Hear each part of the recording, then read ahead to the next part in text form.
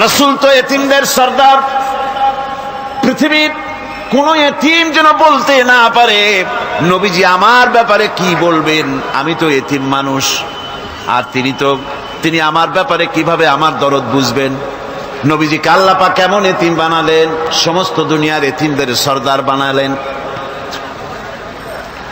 মায়ের পেটে যখন তিনি ছিলেন, 6 মাসের সময় মায়ের পেটে থাকাকালীন বাপের এতিম হয়ে গেলেন। যখন প্রসব বেদনা শুরু হয়েছে মায়ের, দুনিয়ায় যখন তিনি আসবেন, হযরতে আমেনা ঘরের ভিতরে বসে তার অবস্থাটা কি, এই সন্তান পৃথিবীতে আসতে পারে যিনি সবচাইতে বেশি খুশি হবেন তিনি তো আজ দুনিয়ায় নাই। মনের ভিতরে কত কষ্ট। আল্লাহ রাব্বুল আলামিন তার হাবিবকে দুনিয়া আনলেন।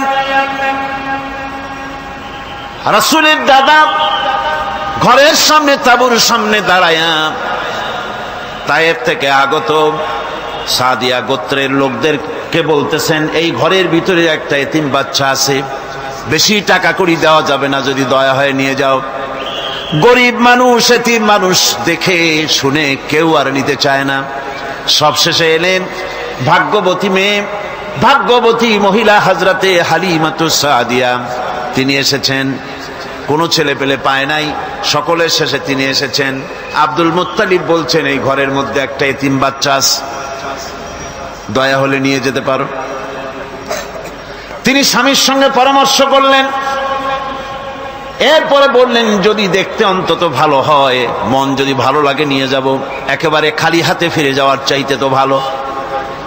হযরতে হালিমা বলেন, আমি ঘরের মধ্যে প্রবেশ করলাম, মা আমেনার কোল থেকে শিশু মুহাম্মদ সাল্লাল্লাহু আলাইহি সাল্লামকে যখন আমি কোলে নিলাম, আমি হুজুরের চেহারার দিকে নজর করে দেখলাম, আমার কাছে মনে হলো যেন পূর্ণিমার চাঁদটা আমার কোলে ধরা দিয়েছে।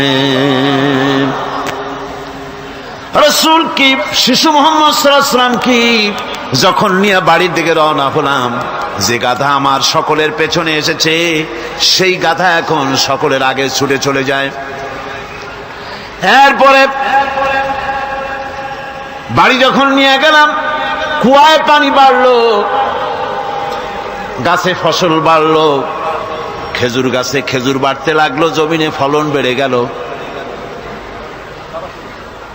রাসূলের দুধ বোন সাইমা রাসূলকে নিয়ে মুহাম্মদ সাল্লাল্লাহু আলাইহি সাল্লাম তাকে দোলনা নিয়ে দোল দিতেছে। কি আশ্চর্য অবস্থা! সাইমা তাকে দোল দিচ্ছে আর বলতেছে, বেঁচে থাকুক মুহাম্মদ সাল্লাল্লাহু আলাইহি ওয়াসাল্লাম, সে দীর্ঘজীবী হোক। কবি লিখতেছেন, কি আশ্চর্য কথা, বেদুইন বালিকা কারে নিয়ে দোল দেয় সে কি তা জানে? বিশ্বনবী মুহাম্মদ রাসূলুল্লাহ সাল্লাল্লাহু আলাইহি ওয়াসাল্লাম এভাবে এতিম অবস্থায় জীবন তার শুরু হলো। যখন তিনি ফিরে এলেন 6 বছর বয়সের সময়, যখন মায়ের কাছে তিনি ফিরে এসেছেন, প্রতিদিন তিনি খেলা দেখতে যান ময়দানে। ইতিহাসের মধ্যে লেখা হয়েছে, মা প্রতিদিন সন্ধ্যার সময় তাকে ফিরে পান। আজকে সন্ধ্যা হয়ে গেছে, শিশু মুহাম্মদ সাল্লাল্লাহু আলাইহি সাল্লাম বাড়ি ফেরেন না। কারণ কি, কেন বাড়ি ফেরে না? সন্ধ্যার দিকে তিনি চলে গিয়েছেন পাহাড়িয়া ময়দানে, যে দেখেন ধুধু করতেছে চতুর্দিকে, সন্ধ্যা হয়ে গেছে, অন্ধকার হয়ে গেছে, কোনো ছেলে পেলে নাই, কেউ নাই। পাহাড়ের পাদদেশে বসে শিশু মুহাম্মদ সাল্লাল্লাহু আলাইহি সাল্লাম কাঁদতেছেন। মা প্রশ্ন করলেন, বাবারে সন্ধ্যা উত্তীর্ণ হয়ে গেল, কেন একা একা বসে বসে কাঁদো? তিনি বলছেন, মাজি আজ কদিন খেলা দেখতে আসলাম ময়দানে, প্রতিদিন দেখি যখন সন্ধ্যা হয়ে যায় মুরব্বী শ্রেণীর কিছু লোক আসে, ছেলেকে নাম ধরে ডাক দেয়, ছেলেরা দৌড়ে তার বাবার কাছে চলে যায়, আর বাবা ছেলেকে কোলে নিয়ে মুখে চুমা দিয়ে বাড়ির দিকে নিয়ে যায়। আমি আজ কদিন পর্যন্ত এই ময়দানে এলাম, কোনদিন সন্ধ্যা বেলায় তো কেউ এসে আমাকে মুহাম্মদ বলে একটা ডাক দিল না। আমার আব্বা কি নাই? আল্লাহ রাব্বুল আলামিন বলেন, আলাম ইয়াজিদকা ইয়াতীমান ফাআওয়া, এরকম এতিম অবস্থায় পেয়ে আমি কি আপনাকে আশ্রয় দেই নাই? আপনাকে আমি পেয়েছি এতিম অবস্থায়, এরপরে আমি আপনারে আশ্রয় দিলাম। ওয়া ওয়াজাদাকা দাল্লান ফাহাদা, এরপরে আমি আপনাকে পথ হারা পেলাম, আমি আপনাকে পথের দিশা দিয়া দিলাম। ওয়া ওয়াজাদাকা আইলান ফাআগনা, এরপরে আমি আপনাকে দরিদ্র অবস্থায় পেয়েছি, তারপরে আমি আপনার দারিদ্র মুক্ত করেছি আপনাকে।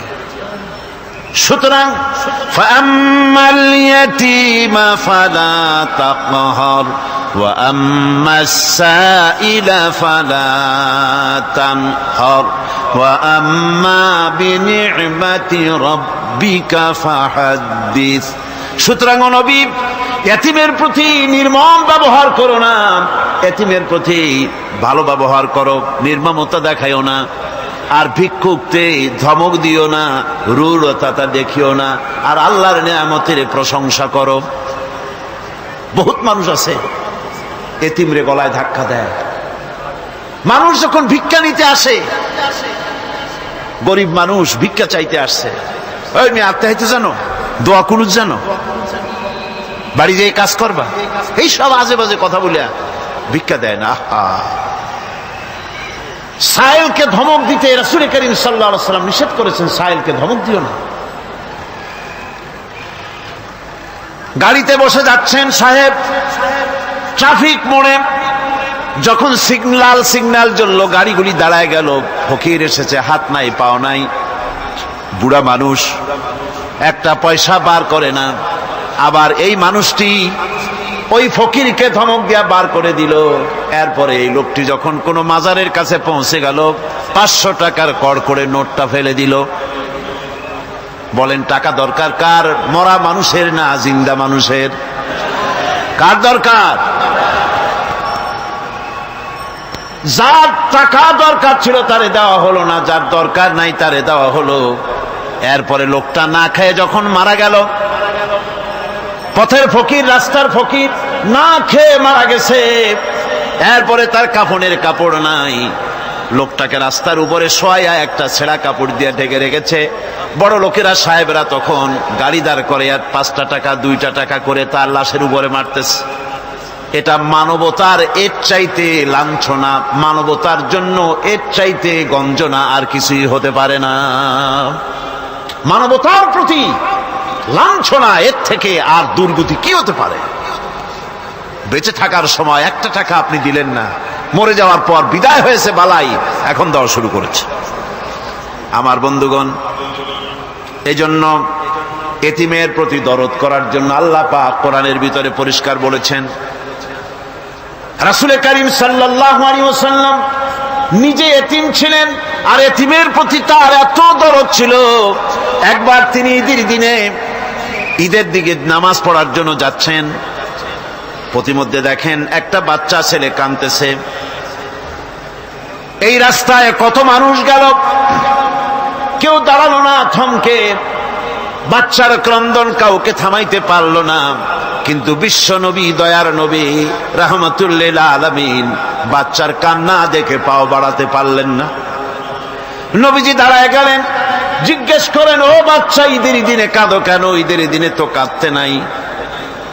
বাচ্চা বলে, তোমার কাছে বলবো না, আমি সেই সকালবেলা থেকে বসে আছি, আমি যদি মক্কার আব্দুল্লাহর পুত্র মুহাম্মদ রাসূলুল্লাহ সাল্লাল্লাহু আলাইহি সাল্লামকে পাই, মনের দুঃখ তার কাছে বলবো। বিশ্ব নবী জমিনের উপরে বসে পড়লেন, বাচ্চারে কোলের উপরে উঠায় বলেন, বাচ্চা বলো কি তোমার দুঃখ? তুমি যার জন্য বসেছো আমি তো সেই এতিম নবী, কি বলতে চাও? বাচ্চা বলতেছেন, ইয়া রাসূলুল্লাহ, আমার বাবা মারা গেছে সেই ছোট্টবেলায়, একেবারেই তখন মায়ের পেট থেকে আমি আসার পর বাপ মরে গেল। আমার মা আর একজনের সঙ্গে বিয়ে বসেছে, সেই পুরুষটি আমারে দেখতে পারে না। আমার মা যদি আমারে কোলে করে এসে সহ্য করতে পারে না, আমারে চুমা খাইলে সহ্য করতে পারে না, আমারে খাবার দিলে মা মার খায়। আজ ঈদের দিনের রাতে আমার মা আমাকে বলল, বাবারে তোমার কপাল খারাপ, তোমার বাবা